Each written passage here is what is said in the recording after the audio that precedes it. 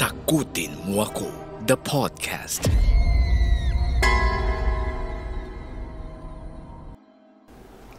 Ako po si Ian. Noong 2014, tatasan ako na umawak ng isang maliit na simbahan na nanganganib ng mawala. Dumating ako sa Quezon Province mga bandang July noong taon na yon. Madami akong naranasan doon na iba-iba. Nakakatawa, nakakaiyak, nakakainis, nakakatakot, at nakakabigla. Madami akong naranasan doon, at isa na doon ang isa sa mga biglang pagkamatay ng isang matandang lalaki na dating nagsisimba sa aming church. Hindi ko na siya naabutan dahil nang dumating ako ay wala na siya sa simbahan. Dahil datihan na umaattend sa aming simbahan ay naatasan ako na mag-funeral service sa lamay ng matanda. Naitago na lamang natin sa pangalan na Lolo Juan. Usap-usapan ang pagkamatay ng matanda dahil nagpakamatay daw ito.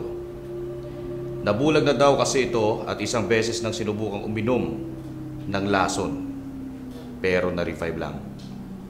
At isa pang dahilan ay dahil hindi na siya nabibisita ng kanyang mga kamag-anak, lalo na ng mga anak.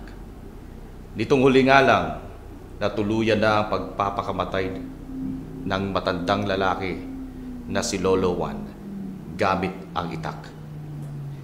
Isinaksak daw nito ang itak sa kanyang lalamunan.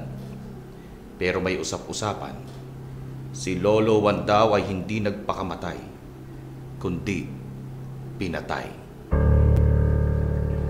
At naging usap-usapan rin ng salarin. Ang apo ni Lolo Juan daw na itago na lang natin sa pangalang Brian ang may gawa. Sumbong sa akin ang tiyahin ni Brian. Nakita daw niya ang nanay ni Brian na nilalaban ng isang damit na puno ng dugo. At ang pangyayaring iyon ay pilit na itinatago. Sinabi ko na lang na hayaan na lang muna ang ng mga pulis na mag-imbestiga at huwag munang makialam. Ngunit may isang pangyayaring hindi ko inaasahan. Isang gabi, may tumawag sa aking pangalan mula sa labas ng aking tinutuluyan. 2 lalaking nakaputi. Hindi ko mamukhaan ang isa, pero namukhaan ko ang kasama nito, si Brian. Saka ako nalaman na magkapatid pala sila. Itago na lang natin sa pangalang Lando ang nakatatandang kapatid ni Brian. Pinapasok ko sila at tinanong kung ano ang kanilang sadya. Magtatanong lang daw sila at hihingi na rin ng tulong dahil alam nila na may karanasan ako patungkol sa mga paranormal. Tinanong ako ni Brian kung may alam na daw ako na kulto na ang mga miyembro nito ay nakasuot ng kulay puti na may hood. Sinabi kong hindi ako pamilyar. Pag-amin sa akin ni Brian ay napasali siya sa samahan na iyon na sa umpisa ay hindi niya alam na isang kulto pala. May isang insidente nga daw na pinagtulungan siyang kapitan at pilit na pinainom ng isang basong tubig na inorasyonan. At simula daw noon ay nagsimula na siyang makarinig ng mga boses na hindi nakikita kung saan nagmumula, at lagi na siyang nagkakaroon ng pakiramdam na para bang may nakasunod sa kanya na gusto siyang patayin. May mga ikinuwento rin siya tungkol sa kanyang tiyuhin na para bang kakaiba ang kinikilos. May pinainom din daw ito sa kanyang nasa pilitan na para bang gatas. Binabagabag siya ng mga pangyayaring ito.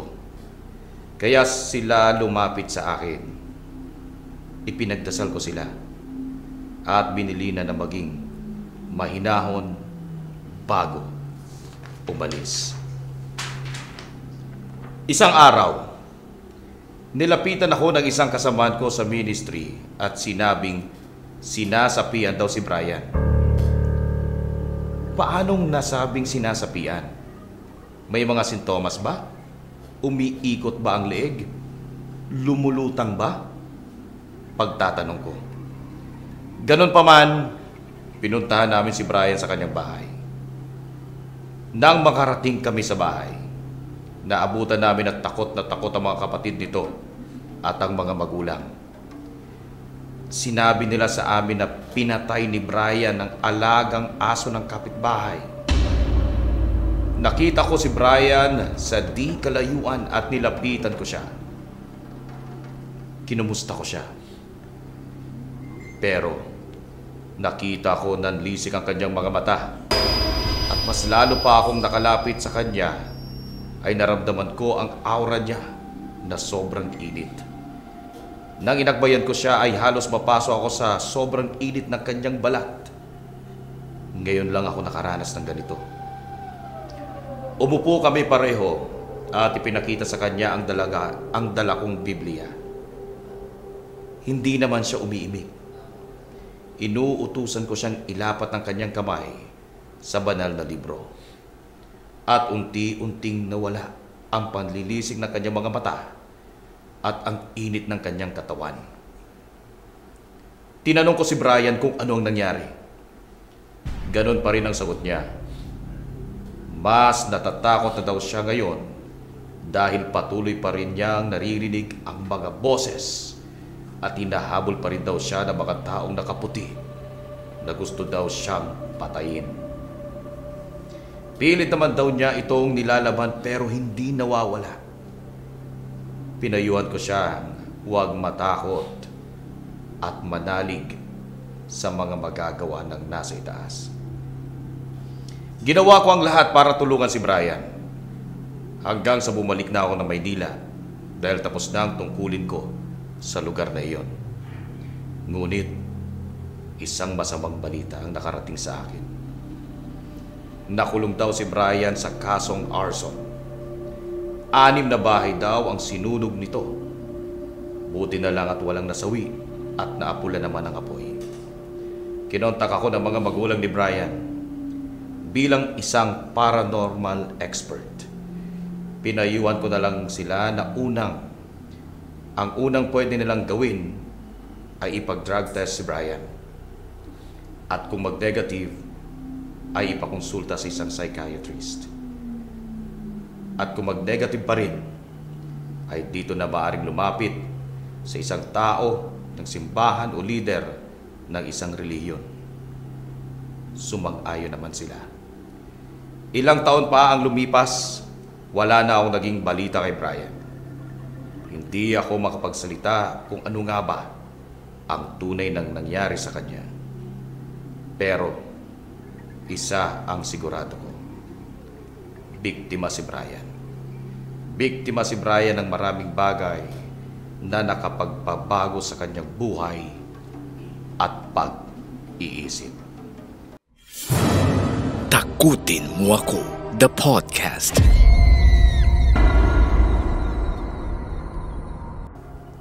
Theophilus, tulad ng sitwasyon ni Brian sa ating kwento kanina, yung apo ni Lolo Juan. Kahit sino bang tao pwedeng sapian? Or lahat ba ng tao ay maaaring masaliban ng masamang spirito? Ang masasabi ko dyan is, lahat is posibleng pwedeng sapian, pero meron kasing mga tao na mas malakas yung pananampalataya sa Diyos. Meron silang outlet, meron silang ginagawa para malabanan yung problema, or malakas yung personality, malakas yung pananampalataya. Siyempre, mas malakas yung protection nila. So, hindi talaga lahat, although possible pa rin na lahat, kasi tao tayo eh. Kumbaga, hindi perfecto yung katawan natin. So, siyempre, kung mayroong mangyari sa atin na makakapag-apekto sa ating mental health, mas malaki yung chance na malapit tayo doon sa possession. Sino yung madalas na mga, sabi nga natin, yung mga elemento or espiritu, yung sumasapi sa katawang tao sa katawan ng tao? Kasi meron akong experience no sa probinsya, no. May isang lote kasi doon na ito yung paniniwala na naririnig ko lang. Isang lote na ginawang school, yun yung pinagtayo ng high school sa amin. Tapos, pinuto lahat ng mga puno.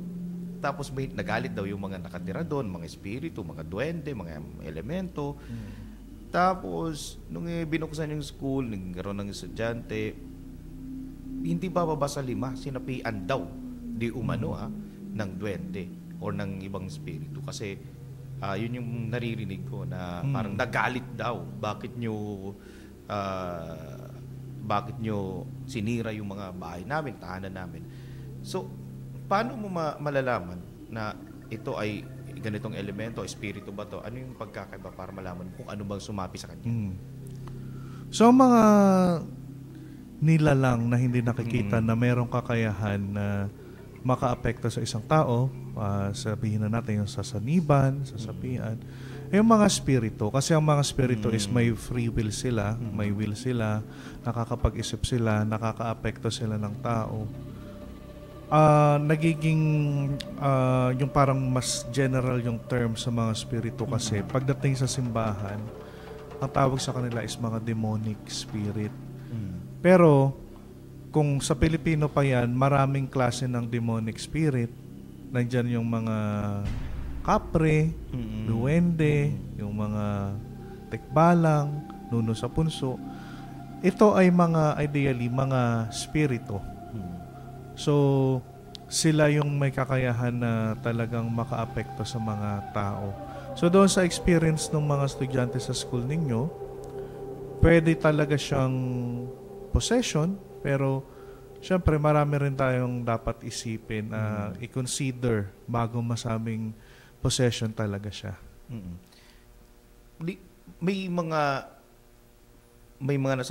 nasasaliban, nasasapian na pwedeng magpanggamot. Gumamot sila. Kasi 2 beses yun eh. Nung nakita ko talaga, ako nakasaksi, yung unang sumapi sa kanya, yun, tama yung sinabi doon sa kwento natin na nandilisik yung mata, nag-iiba yung kilos niya, talagang yung boses niya, talagang malaki, parang demonyo talaga. Sometimes, may ibang oras din na mahinahon siya at nakikipag-usap sa mga tao at humihingi ng tubig. Yung tubig daw, orasyon niya at panggamot daw yun. So, may gano'n bang sitwasyon? Mayroon na po kayo na-encounter na isang sinaniba na kanina ibang kilos ito, ngayon naman ibang kilos ito. Nag-iiba parang gano'n. Dito sa Pilipinas, maraming ganyan. So, syempre, meron na akong mga na-encounter na ganyan. Ang tawag dyan sa mga ganyang tao is medium. Kaya sila tinawag na medium kasi sila yung parang yung katawan na ginagamit ng spirito para makagawa ng isang bagay. So, yung idea ng panggagamot, meron talagang kakayahan ng mga spirito na manggamot. Kahit ang mga bad spirits, kaya yan. Meron nga, di ba, kwento sa Bible kung saan si Job ay parang nagkasakit dahil hinayaan ng Diyos na si Satanas ay bigyan siya ng sakit. So, ang mga spirito, meron silang kakayahan na maka-inflict ng sakit, karamdaman sa mga tao. Siyempre, meron din silang kakayahang tanggalin yung sakit na yun. So, yun, para sa akin, explanation ko is general naman, side ng simbahan tsaka side ng paniniwalang paranormal. So, ito yung mga bagay na nagkakasundo, yung idea na talagang mga spirito kayang makapag-inflict ng sakit o kagalingan sa mga tao. So, yun nga lang, ang way niya ng panggagamot is sa pamamagitan ng tao na sinasabi mo, kailangan pa siyang sapian para makapanggamot. Lahat ba ng masamang espiritu ay may kakayang sumanib sa isang tao? Lahat? Or actually, may pinipili lang sila? Ganun? Meron, pero depende sa mental stability ng tao. So the more na the weaker yung faith, mas malungkutin, emotional, or laging magagalitin, sila yung mga malapit dito sa mga possession. Pero sabi ko nga, kung healthy living ka, healthy yung mindset mo, yung health mo, and may malakas kang pananampalataya, syempre safe ka. Kaya nga, pagdating sa mga exorcism, no? Ang pinapadala talaga doon sa exorcism na session is yung hindi lang pare, kundi kailangan malakas yung pananampalataya. And before going through the process of exorcism nga nagfa-fasting pa nga sila. Nagde-devotion, nagpe-pray. So, ganun katindi talaga na kailangan yung preparation bago ka lumaban doon sa sapi or sanib. Kadalasan napapansin ko, Theophilus, yung mga sinasapihan, mga babae. Karamihan. Siguro may kumbaga yung kahinaan nila or weakness niya dahil ba doon, dahil sa babae sila. Syempre, technically, maiisip natin sa weakness, mas malambot sila siguro. Pero I think ang mas nakakaapekto hindi yung weakness kasi ang mga babae kaya na rin naman nilang gawin yung nagagawa ng lalaki. I think it's more yung hormones, siguro na tinatawag natin. Kasi 'di ba, mabilis magbago yung mood ng mga babae. And ganun talaga sila pinanganak silang ganun kaya meron silang monthly na dinaranas and naapektuhan yung mindset nila.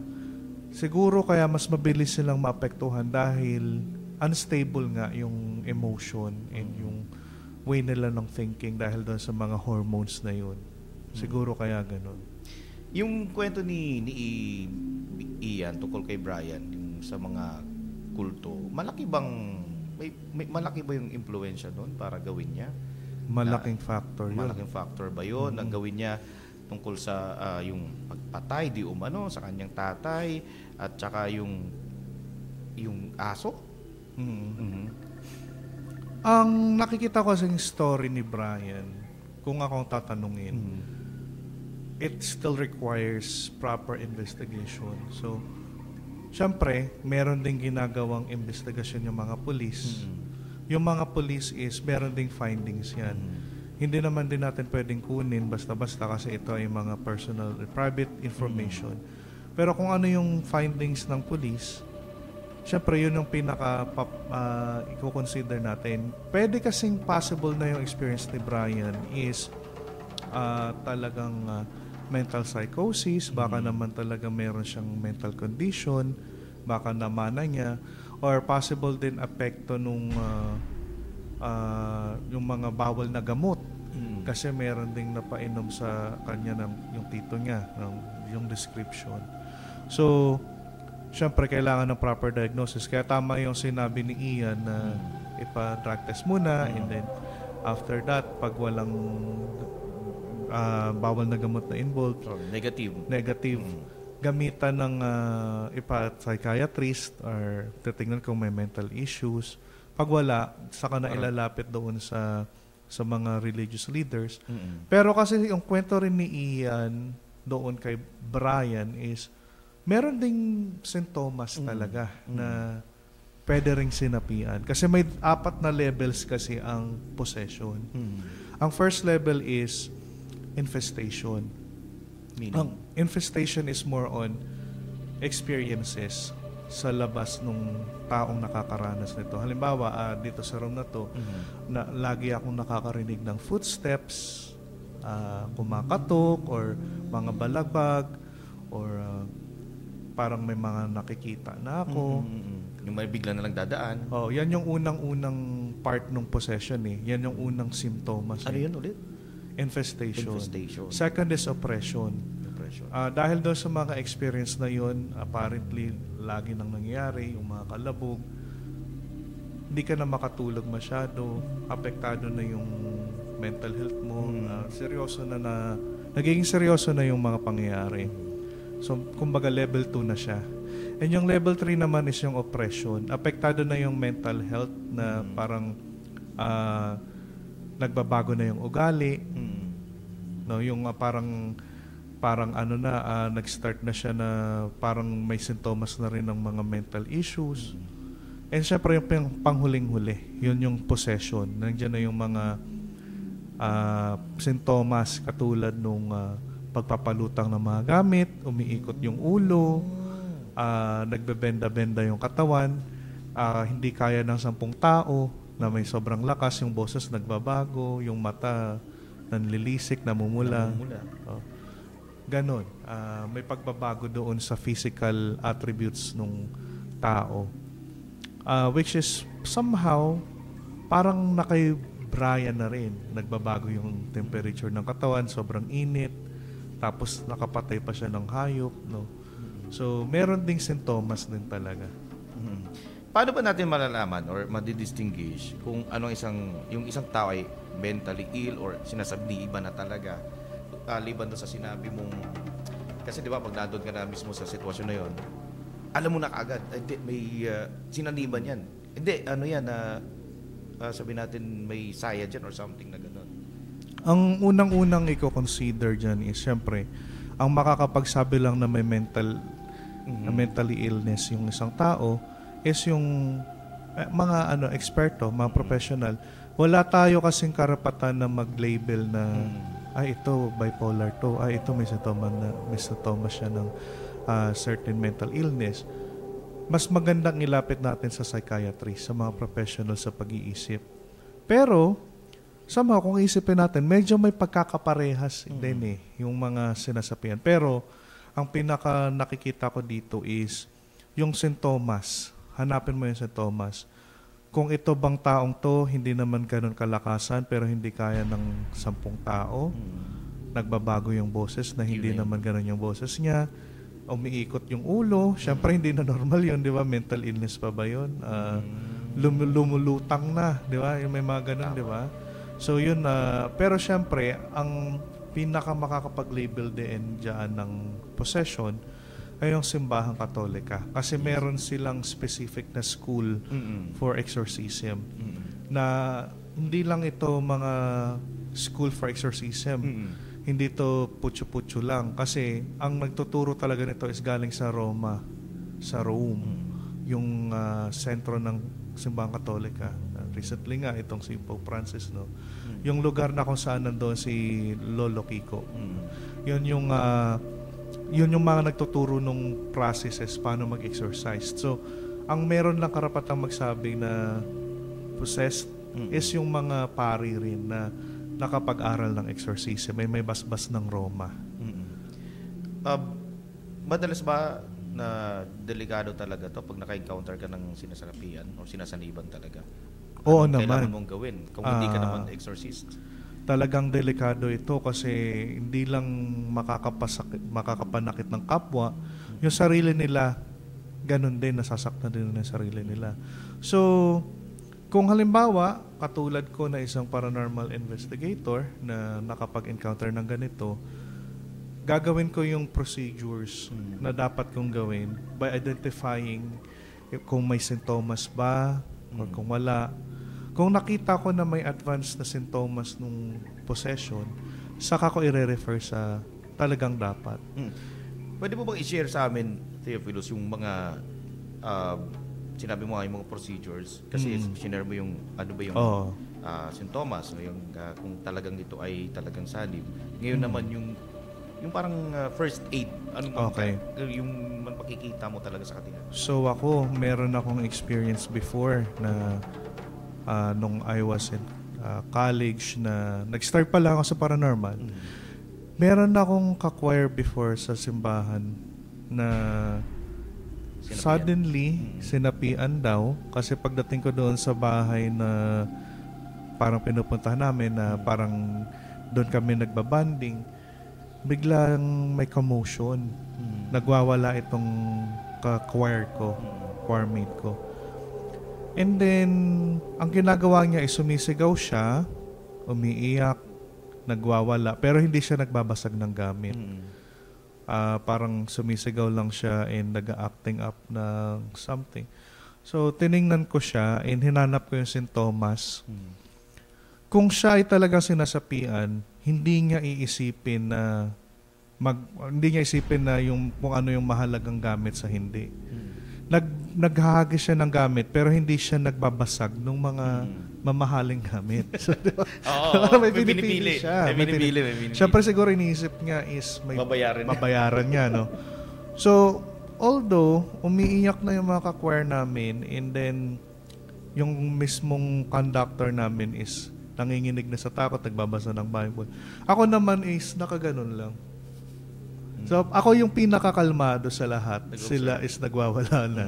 Tapos sabi ko, hindi possession to kasi meron pa siyang state of may ano pa siya peace of mind Kung makontrolado pa niya yung sarili niya Kung talagang totoo to, wala na siyang consideration, mananakit na rin yan ng iba. Wala nang pinipili. Walang pinipili. So ang ginawa ko, nilapitan ko, kinakbayan ko at binulungan ko. Okay na yan, tama na yan, sabi ko. Wag man nang nakakahiya kasi sa may-ari ng bahay. Kung nagugutom ka, kumain ka muna. Pero pabulong. So parang hindi ko naman siya pinahiya na sa harap ng marami na, nag-acting ka lang. Kasi parang ego rin niya yun Di ba? So, nagpapanggap ka lang. Siyempre nakakahiya rin. So, yun, kinausap ko lang siya and after a few minutes, kumalma na siya. Tapos kinausap siya ng kapatid niya. Ang sabi naman ng kapatid, nagugutom daw. Yun. Diba? Kasi minsan pagutom ka, medyo hindi na rin, hindi makapag-isip ng tama. So after nun, pinakain na. Okay na siya ulit. Anyways, Theophilus, may isa pa akong question, totoo ba yun na pwedeng habang ikaw ay tawag nito, nag-exorcist, tapos may kasama yung sinapian or sinaniban ibang tao doon sa isang room or sa isang lugar, pwedeng lumipat agad sa kanya? Parang ang idea kasi is yung kwento mo na mayroong 5 estudyante na sinapian. Possible naman yun kung maraming parang lumipat. Maraming mababa yung protection, may mental problem, parang stressed or may problema ang sarili. Pero meron ding explanation ang science diyan, ang psychology. So meron kasing tinatawag din na mass hysteria. So kung may hysteria, merong mass hysteria. Nangyayari ito kapag halimbawa sa isang lugar, isang location, may sharing of experiences, may sharing of yung mga katatakutan. Tapos parang nare-relate nila yung sarili nila doon sa sitwasyon. Parang nakakaisip sila na parang ako ba is maapektuhan din. Tapos merong sudden na pag-atake nung possession nga sa isa sa kanila, like sa isang classroom, merong estudyante na nagwala, na sinapian daw. And then, yung mga bata may defense mechanism na hindi nila alam paano tumakas doon sa sitwasyon. Paano nila i-handle na yung pipigilan yung sinasapian. So, ang tendency, sila mismo rin is sasapian na rin. Parang, kumbaga hindi nila alam yung gagawin, natataranta sila. Meron na rin silang ginagawa na katulad nung ginagawa nung original hanggang sa dumami na. May ganyang kaso sa probinsya, I think Mindoro siguro or basta baba ng Luzon or baka nasa pinakababa or sa Visayas na parang halos lahat. Buong klase. Siguro sa 50, 20, siguro 30 ang sinapian. Ganon na nangyari, mass hysteria. Yung iba is parang hindi lang alam paano makakawala sa sitwasyon. Kaya in-involve na rin yung sarili nila sa ganun. So, sobrang takot na Sobrang takot. Oo. Ito, Theophilus, para mabura na to sa mga isipan ng mga ibang tao. Kasi biruan din to Kung totoo daw yung sapi, ba't hindi na lang si Jose Rizal yung magsanib sa akin? Parang ganun. Ano ba yung pagkakaiba ng kaluluwa, spirito, para malaman natin? Ayun, magandang tanong yan. So, naitanong sa previous episode natin, na-explain ko na ang mga thought forms, wala silang kakayahang mag-isip, no? Tapos ang mga spirit, sila yung may will. So, parang ganun din. Para may natin yan, is pagmulto, walang sariling isip yan. Kumbaga parang paulit-ulit lang ginagawa. Pero kung ang multo is meron ng kakayahang mag-isip, spirit na yun.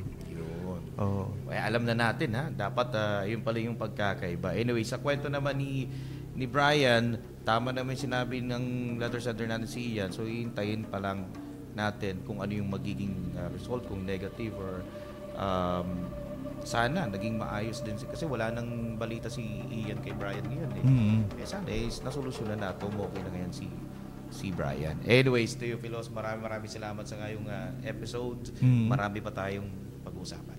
Thank you. Takutin mo ako. the podcast.